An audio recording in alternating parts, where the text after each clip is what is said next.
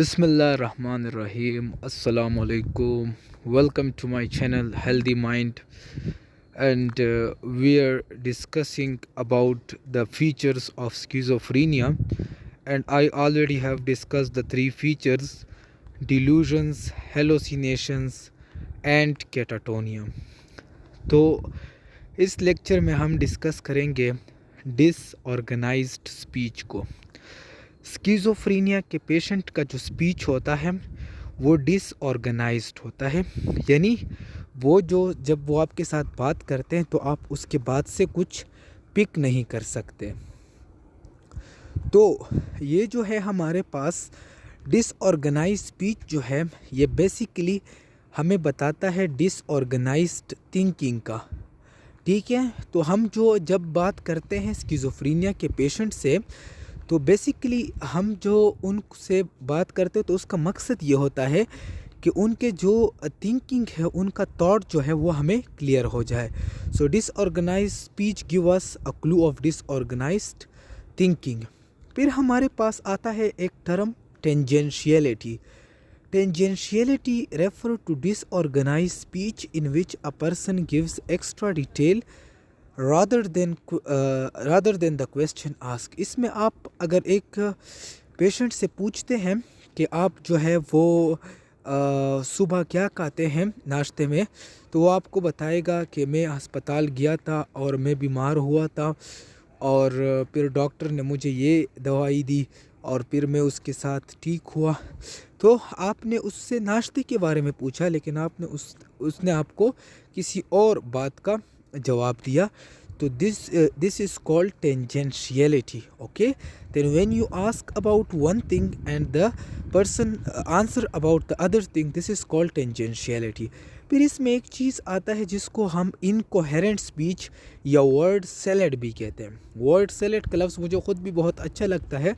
इसमें जो है स्पीच इतना डिसऑर्गेनाइज्ड होता है कि साइकेट्रिस्ट जो होता है वो पेशेंट की जो वो बात करता है उसको अंडरस्टैंड नहीं कर सकता। ये इनकम्प्रिहेंसिबल स्पीच होता है और इसको फिर जो है वो फॉर्मल थॉट डिसऑर्डर कहते हैं, FTD। जब हम मेंटल स्टेट एग्जामिनेशन करेंगे तो थॉट्स उसमें जब हम करेंगे थॉट्स का पोर्शन, तो उसमें स्किज़ोफ्रेनिया में जो है FTD जो है ये बहुत इम्पॉर्टेंट है, फॉर्मल थॉट डिसऑर्डर। तो इसको फॉर्मल थॉट डिसऑर्डर भी कहते हैं, इनकोहेरेंट स्पीच भी कहते हैं और वर्ड सैलेड भी कहते हैं। तो ये हमारे पास था डिसऑर्गेनाइज्ड स्पीच के बारे में। अब ये इसका स्किज़ोफ्रेनिया के फीचर का जो लास्ट पोर्शन है वो हमारे पास है नेगेटिव सिम्टम्स।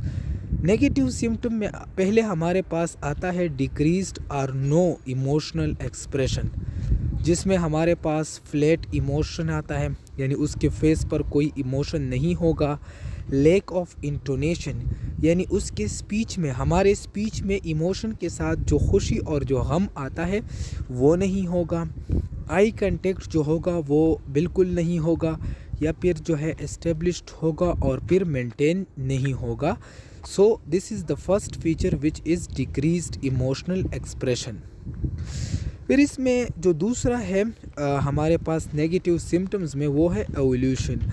एवोल्यूशन का मतलब क्या होता है कि डिक्रीज़ मोटिवेशन, और डिक्रीज़ मोटिवेशन की वजह से ये लोग कोई एक्टिविटी नहीं कर सकते। तीसरा जो है वो है एलॉजी। लॉजी का मतलब है स्पीच, और एलॉजी कि वो स्पीच यानी बातें नहीं कर सकते या तकरीबन खामोश रहते हैं। और फोर्थ फीचर जो है हमारे पास नेगेटिव सिम्टम में वो है एसोशियलिटी। एसोशियलिटी एक का मतलब होता है नॉट, और सोशियलिटी का सोशल, यानी ये सोशल इवेंट में पार्टिसिपेशन नहीं कर सकते।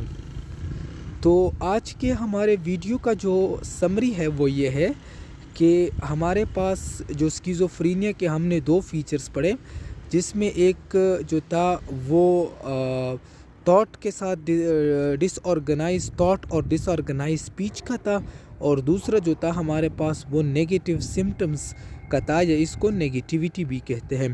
तो इसके साथ ही हमारा स्किज़ोफ्रेनिया का टॉपिक एंड होता है।